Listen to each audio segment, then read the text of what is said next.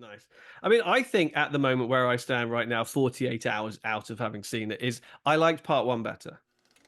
I felt like Oh, part interesting. one, Interesting. yeah, yeah. I You're think wonderful to see. You ought to be in pictures. Oh, what a hit. Hello, everybody. You ought Welcome to to the be show. My name is in James, joined as ever by my good friend Steve. And this episode, we are talking Dune Part 2. Hey, before we talk Dune Part 2, if you haven't already subscribed, it'd be a great favor to us. If you went ahead and did that, go ahead and hit that button, like it, leave a comment. The interaction really helps the algorithm. And as we've been growing Deep Dive, it's been great having you along for the ride. James, I can't wait to start talking this movie. I mean, I think you and I we started Deep Dive movie reviews Yes. as a result of going to see Dune 1 and comparing it to the David Lynch 1984 film. And then we got some traction on that. We said, oh, what if we did this again? And then again. And then here we are, 2.5 into our third year now. Stuck in this rut. Yeah, that's it's absolutely right. Yeah, it was the very first thing we did, wasn't it? I mean, I think if you go back and have a look, we both pretty much loved Dune Part 1, didn't we? I Yeah, mean, yeah. and we it was our big favorite going into the Oscars that year. It was my favorite film. I can't remember if it was yours. It was definitely my favorite film of You 2021. definitely had a little more love for the Villeneuve version than I did. Yes. Oh yeah. I mean, we've got a lot of sort of nostalgic love, Yeah. residual nostalgia for the David Lynch one. But as far as is it a faithful adaptation of the Frank Herbert book? No, it's absolutely not. And what I liked particularly about Villeneuve's first movie is just how much it felt that he had nailed the tone, the scope, Mm-hmm. just the sense of sort of scale and gravitas from the book. And I was like, okay, here we go. We're in good hands. Yeah. And I think for the most part, Dune 2 certainly feels of a piece. Certainly feels like it's hit the ground running and it's recaptured the same atmosphere, the same sensibility. I think I enjoyed part two more than I enjoyed part one. I've been trying in the couple days since we watched it together. I've been trying to ask myself why. And I think part of it is, as I've said in a previous review of the first part, is that there were still too many areas of the Lynch film that were superior in my estimation. There was a lot of scenes that are so drilled into my head in the Lynch version that it's kind of hard for me to imagine and reimagine it in other ways. And so sometimes the beats weren't always hit the way I wanted them to be hit. Whereas in this film, it deviated a bit more from that trajectory of the Lynch version and kind of carved out new territory. Like you said, this film is not dutifully faithful to the novel, Mm. but it captures the spirit by and large. And with that, I was very impressed. Right. I mean, it's been what we went to the same screening. It was a couple of days ago now. And had a chance to let it Uh, percolate. and while you're percolating, I just got to Mm. say, is this not the coolest Oh, mine. I have. Oh, mine's right here. the screening for the critics screening, It has sand in it. it has sand in it with the little golden ticket. I had the whole, like, I'm a big Wonka fan. We had little Wonka here, and I've got my golden ticket. I am But not going to let this you is derail this review and talk about Wonka again. I throw away a lot of merch we get at these things. This one's a keeper. This one's staying. Nice, nice. I mean, I think at the moment where I stand right now, 48 hours out of having seen it, is I liked part one better. I felt like Oh, part one, interesting, interesting. yeah, yeah. I mean, part one, I loved it. I really, really loved Hmm. it. As I said, it's my Yeah. favorite film of that year. And I've become a big Villeneuve fan over the last decade or so as well. And for me, it was that slow paced, slow burn, unhurried sense of awe and scale and spectacle. It felt Hmm. like you were standing looking at the pyramids or something like that. For me, it was really just like, Okay. wow, this Yeah. is awesome. And it didn't care how far into the plot it got. It sort of seemed to sort of acknowledge, yeah, there's a lot of stuff coming. There's a lot to get to. There's a lot of political intrigue. There's a lot of sort of quasi-religious stuff to get into, and I'm sure we will get to a lot of that today. But it was just like what we want to do here is just introduce you to this world, build the world, introduce the characters, and then sort of Hmm.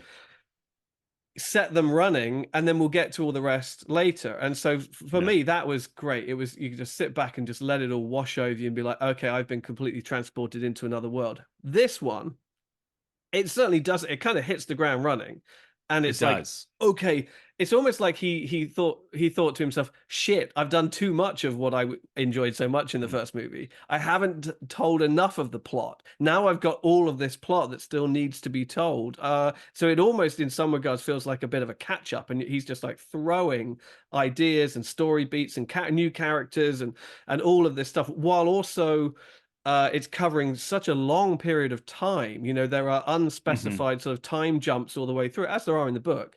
Um, that it all just it felt a little bit for me sort of chaotic, just not maybe in and of itself, but certainly when compared to that kind of unhurried grace that the first film had. This was like Yeah. and and Yeah. uh Yeah. and also has that big problem of bit feeling very much like the middle chapter in a trilogy.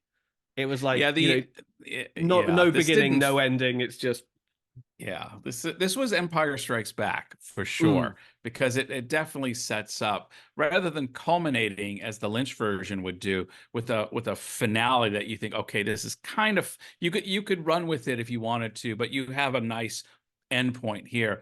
This film definitely, Villeneuve is already thinking Dune Messiah.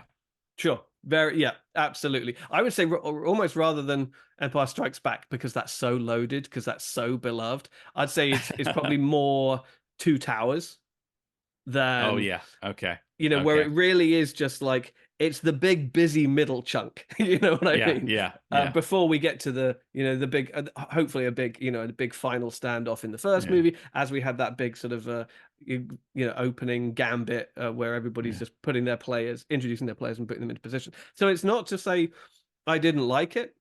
And yeah. I will definitely within the next week or so. So I mean, it hasn't officially opened here yet. It opens tomorrow. No, today. Sorry, no, it did. It opened Today, yeah, today. today, yeah, So there's going to be time. I will definitely go and see it again in the next yeah, sort of week or so on IMAX. Go for the full experience again, just to solidify it in my head, get a real sort of clear picture of it. But right now, I was just sort of I felt it lacked that sort of grace and grandeur that the first film had, in favor hmm, of um, yeah, a lot of plot and a lot of action and a lot of character yeah, stuff, which I think it was, which the first one I think was criticized for a lack of by a lot of hmm, people, but for me wasn't a yeah. problem. I actually felt that critique more in this film. I wasn't going to hit my critiques right out the bat because I wanted to praise this film at Mm, first, because I truly did enjoy this film, and I obviously enjoyed it more than you did, because I thought right from the get-go, when they had those Harkonnen soldiers in Antigrav going up the scale of that mountain, suddenly I had the euphoria that so many of my friends seem to have in part one, which never quite totally clicked with me, where I was in an otherworldly place. Suddenly, I was truly in an otherworldly. Villeneuve had finally captured. I'd heard in the first movie, he had all these instruments created so that he would have otherworldly music. Like, there was so much detail put into creating this absolutely foreign environment. mm. And it never quite connected with me that way in part one. Whereas in part two, I thought, oh, now I get it. Hmm.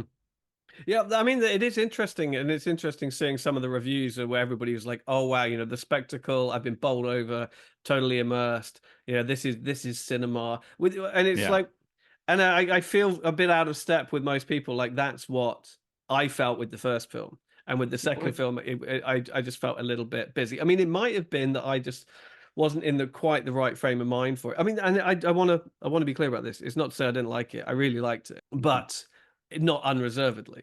It's as simple Yeah, as yeah. that. But you're We, British. You're British. You're always going to be a little out of step with, well, everybody this is else is true. kind of one way, and This is true. But but everybody wants to but force you to being either like, so was it awesome or did it suck? And I'm like, no, no, no, no, no, no, no, no, no, no, no. no, It no, was it it's was it yeah, was very good. But yeah, I have a few reservations that hopefully with the second viewing I'm willing to let go of those. I'm not going to go and yeah. hang on to them just because I've said them out loud. We got to finally go off Arrakis too, because we didn't. I don't remember if we went to Giddy Prime in the. Oh, we No, did we go to Giddy didn't. Prime. Did we? No, I think we were always on Dune. Correct me, We were sorry, in viewers. I hadn't watched. Caladan. I We were in haven't watched. We Caladan were at in the beginning, Caladan, and then and Arrakis, and I think that's it. but in this film we actually got to go to Giddy Prom, and Villeneuve chose to use a black and white motif during the filming in Giddy Prime, and I love that because this is a culture that has no nuance of culture and color. This is a very black and white evil. They see the world through a lens that no one else. They see no color. And so I love that whole projection of I was going to say Austin Powers, Austin Butler playing Fade Rautha. Because one of my critiques is the Harkonnens are not evil enough. And Villeneuve makes them evil, but they're not macabre. They're not. It's one of the criticisms I had from the first movie. Whereas David Lynch gave a certain twistedness to them. In this film, you have Fade Rautha, played by Austin Butler, just randomly killing people to his left and to his right, just for seemingly meaningless things. And even my son was saying, can a society actually function like that? Like with that occurs, whereas in the Lynch version, there is a sexual twistedness to it.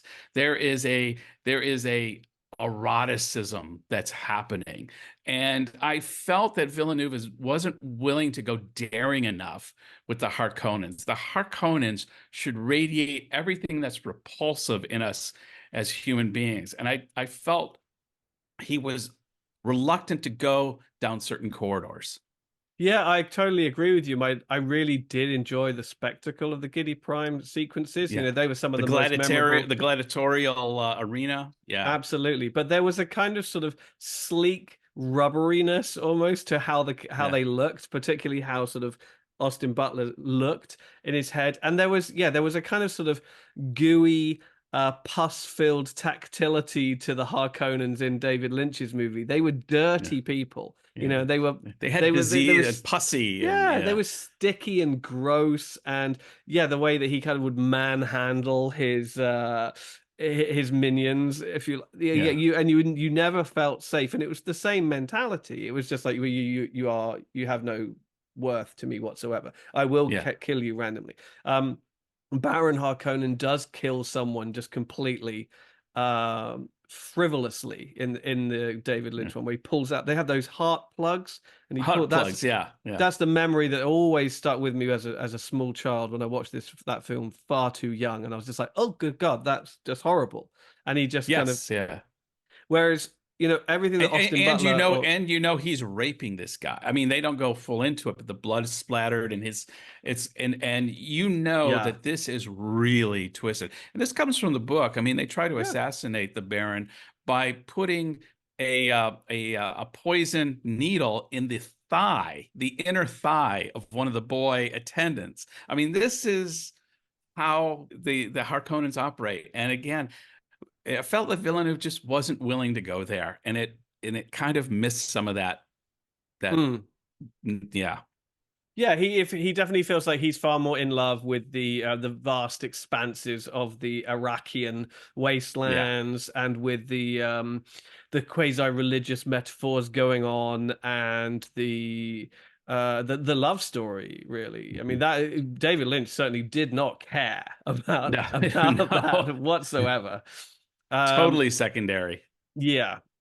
And that's fine. We live for these new interpretations. It's great. I mean, the last thing I would have wanted these films to be is trying to do the same thing David Lynch had done. No, absolutely not. And Villeneuve obviously made a conscious directorial choice to focus in, particularly in part 2, on the love story between Paul and Chani, which is by and large fine. That's unmined territory, and I think they went trans book in that.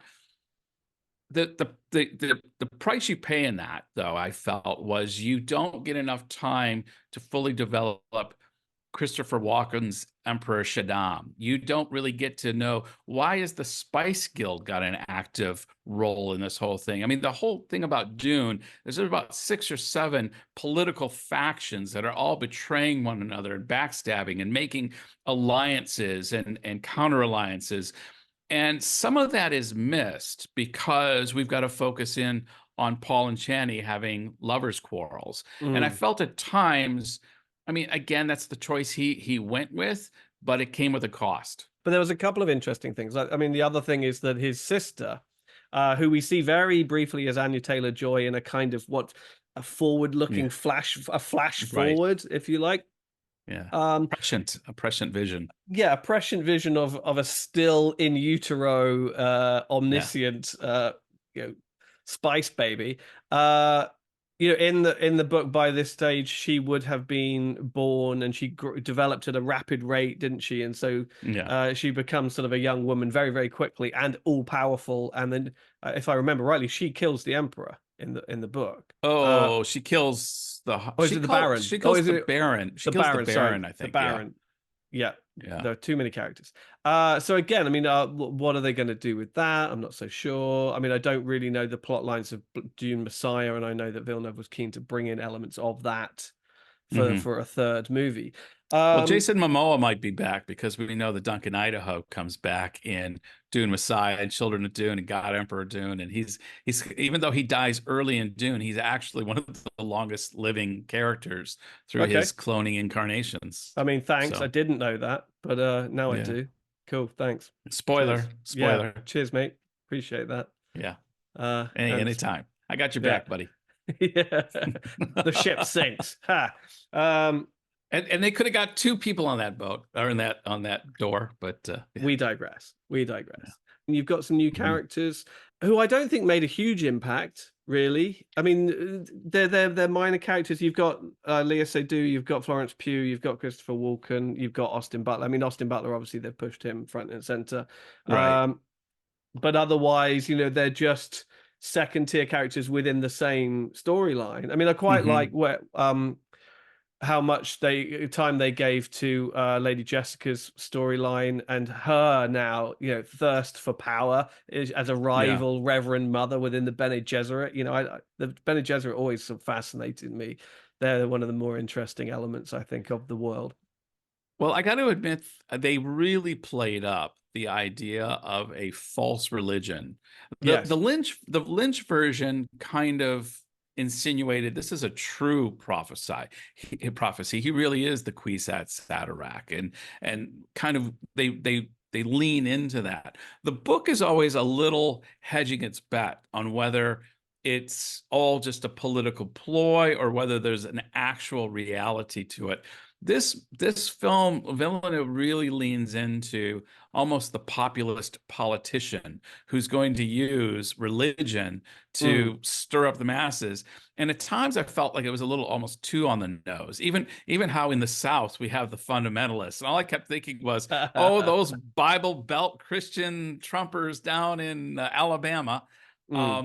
And so maybe as an American, I was reading too much into that, but there was definitely a strong theme of how religion gets used to rile up the masses, the conflict that the religion can bring, and how much is too much, because there was definitely a feeling of, we want to stir up this religious passion so that they'll fight for our side, but we want to be able to control it, which is arguably what's being discussed now in the Republican Party, that for the last 30 years, we rev up that Christian fundamentalist base. We get them all scared about, the gays, the Muslims, the environmentalists, the abortionists. And then when they start getting too crazy, we tone it back down again. But then it's kind of gotten out of control.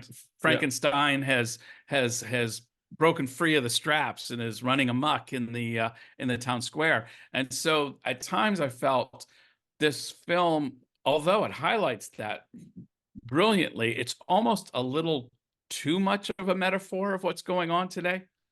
Just a thought. That's the beauty of it, isn't it? I mean, the element of it that I like the most is that the whole prophecy, the idea that the whole prophecy is the creation of the Bene Gesserit, of the Yeah, yeah. the other side, and they They've were like, sowed the seeds across yeah, the yeah. we've It's created this false idea. The speech, I can't remember if it's Chani, he says it, this idea of like, if you give people faith, then they'll follow you, but if you tell them that there's a Messiah on the way, they'll wait.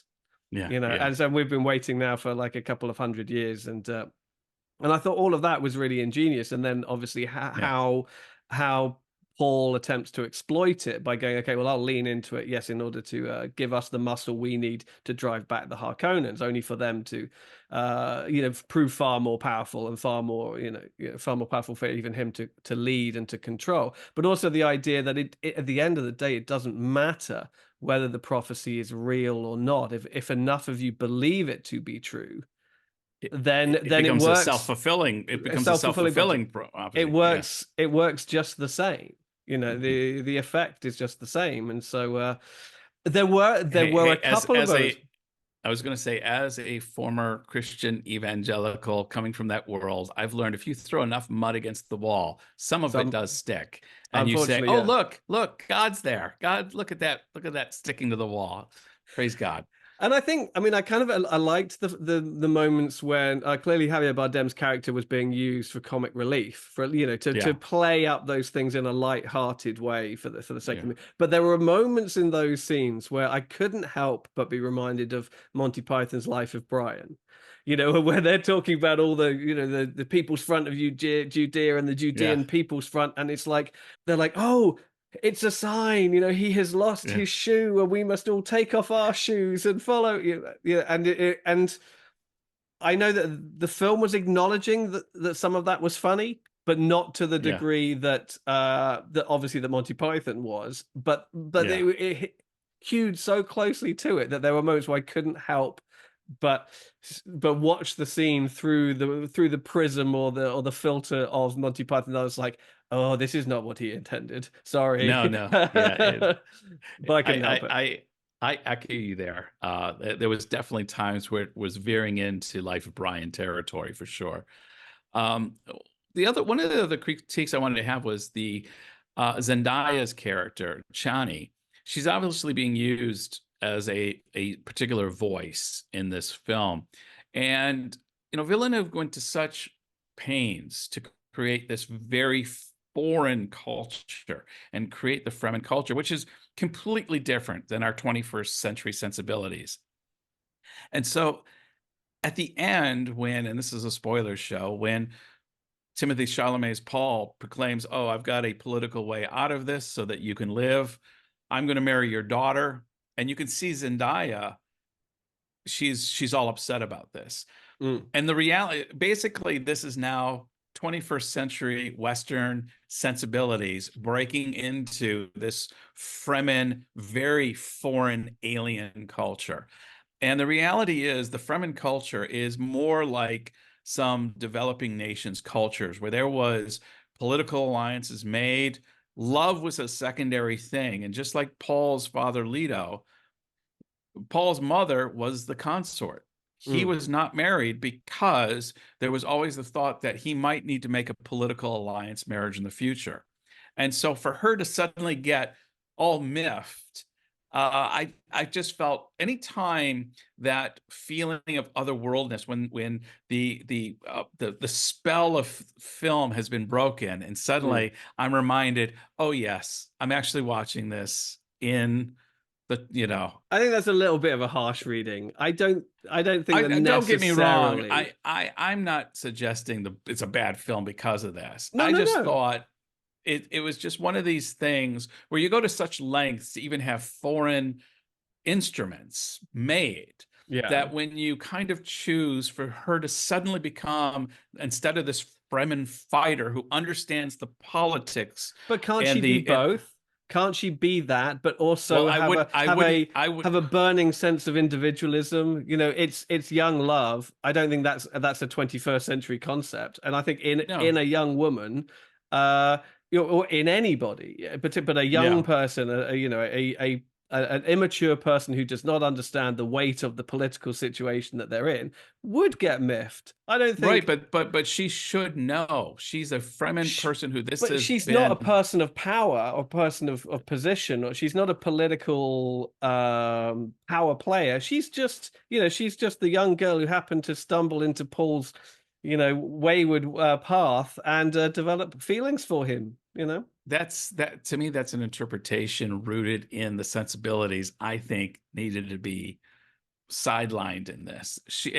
If it had been, and maybe once again I'm comparing it to Channing, because when Kyle MacLachlan does a similar thing at the end of the '84 Lynch version, Channing's just standing, she's unmoved by it. Of course we're gonna be in love. Of course he's gonna be in Yeah, my bed, but of course he has to make this political arrangement. It couldn't be anything else but this. but And in this this that's film, it was because almost like, but that's because she's a replicant. Sean Young's a replicant. I don't okay, think now who's going off digressing. I didn't see that as wrong. I mean, I think Yeah, it's fine that we disagree on it, but yeah, I think it's perfectly understandable that yes, a young woman who is in love would be miffed and yeah. wouldn't accept on the chin the fact that, oh, okay, well, I have to be passed over for the sake of a political power play or political allegiances. The I think Fremen are no. probably used to I mean, there's probably who's to say it's one man, one woman in the Fremen. I mean, Where's anybody that who come from? basically anybody who's draining water. I mean, it's a whole. That's what I mean. It is a completely foreign culture, and we Yeah. ascribe to them our sensibilities, and we shouldn't do that. I mean, I don't have to look around the world in this planet to know that there's cultures that are completely foreign with the sensibilities that we've just described, not even entertained. I think that's fair. I think in many ways they behave like humans do. So I think it's okay. Yeah, they drain liquid from dead bodies to Which use was very for, cool. That was which was another great. really cool. Disgusting, That but yeah. great. And some of this, because it's a movie, we have to basically do a Luke Skywalker on Dagobah and make him a Jedi in 2 weeks, rather than, Yeah. suddenly he's going to become Fremenized in, 3 months or something, whatever it is. When the reality is, as we know, as two white guys living in Asia, it would take it would take years before you fully ingratiate yourself into a local culture. And even then, you'll never be You'll accepted. never be accepted. You'll Yeah. always be the Guaylo. Even You'll, if you walk around all day and you speak Chinese fluently all day, doesn't matter. yeah, You'll yeah, always be the Guaylo. yeah. If anything, you'll just be there's that Guaylo who speaks Chinese. That's it. You're just Yeah. the circus entertainment. Well, thought you were going to say circus freak, and I was going to say speak for yourself. Anyway, Well, you asked about sandworms. I thought the sandworms were great, and the scenes yeah, of the riding of the sandworms. That scene at the end where they're all coming in gorgeous. on the sandworms, Yeah, I thought was brilliant. And I thought it was nice that you saw a little bit of the kind of the technicality of it, about how they're using the hooks to keep kind of like the yeah, gills open, I guess, which yes, keeps them yeah, above the surface so that you can ride them. All yeah. that stuff I thought was fabulous. I thought it really, really Yeah. did look great. Yeah, I think in the book they really go into a description. They have to get the hooks under the gills so that the sand irritates their underneath, and it makes them turn to get the open area away from the sand, and that's how they ride the He's up to the oh nice. top.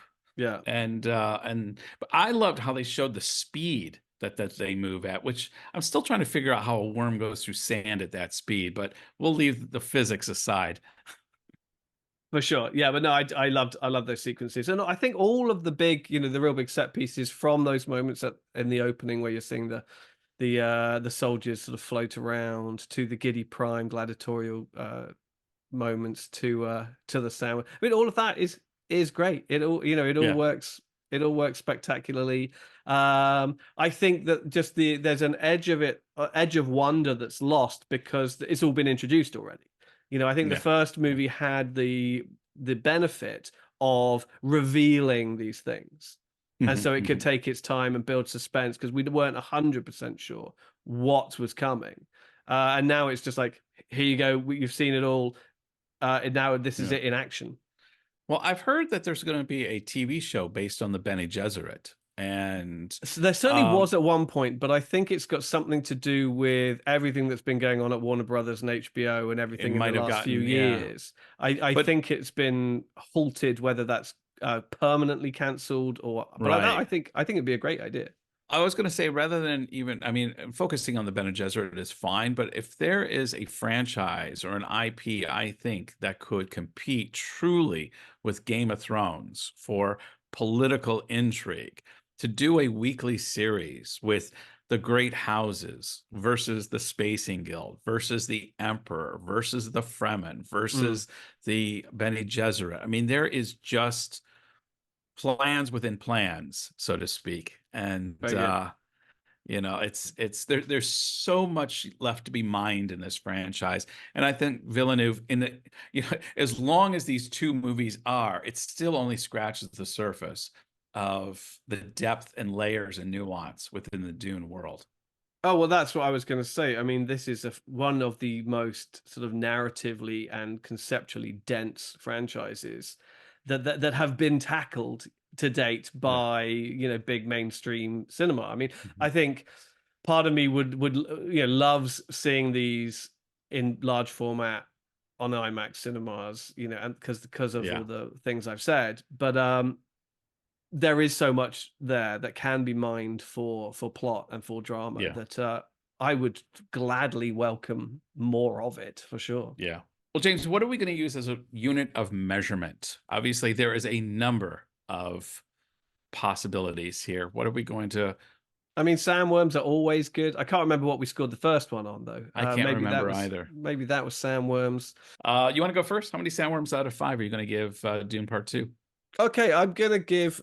It's pretty simple right now. I mean, I love the first one, 5 stars, straight down the line. This one, I am a little more cautious about it. I want to go see it again. So at the moment, it's sitting at a very, very, very rock solid 4 sandworms out of 5, Mhm. which and I'm perfectly willing to let that slide up, build it on a second viewing. Yeah. But right now, that's where it is. It's not. It didn't blow me away. It didn't wow me like the first one did, but I'm willing to give it Yeah. another run around, and I'm sure it's still a movie that I'll watch 100 times. So for now, four Mhm. out of five. Well, now you got me wanting to go back and really rewatch Dune 1. My son did it because he came with us to screening the other day. And I've been hesitant to watch it just on the TV because Mm, to me, it's such an immersive movie. But I think I need to watch it again. Having said that, I think I'm spot on right where you're at. I've said from that evening, it was in my head, this is a 4. I'm giving this a straight 4. This is a fantastic film.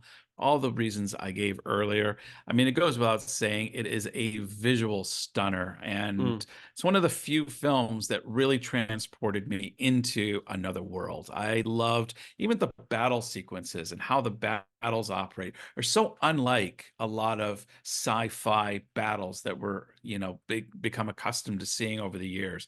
Very, very just not just visually stunning, but watching it in the IMAX, you could feel every blast, every step of the, I forgot what they're called, but they gather the spice on the ground as the worms are coming and the mm. thumpers. Just even the sound of the thumpers got me excited because you know a worm's coming and it's like, oh my God.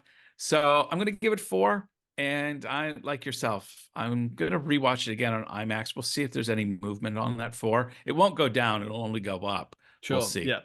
Yeah, I agree. I agree. And either way, even if it doesn't move, I'm looking forward to watching it again. Simple as that. Yeah, absolutely. Well, that's what James and I thought about Dune Part 2. Obviously, we thought a lot about it. And if you're watching this, you probably, because you're pretty excited about going to see it as well. What did you think about our assessment of the film? Is it kind of spot on with what you're thinking? Do you have any great disagreements? We'd love to kind of interact with you. Love to hear your thoughts. Go ahead and drop those in the comment box below. James? Blue. Below? Yeah. I mean, what were there other elements that weren't in the film that were in the books? Any of the changes? I'm always interested to hear about, without too much nitpicking, about bits that people wanted to see that weren't there, or what have you? Things you think he's maybe holding over for the third movie. Let us know. We'd like to hear your comments. You are ought to Until be next in episode. pictures. Bye. You're wonderful to see. You ought to be in pictures. Oh, what a hit you would be. You're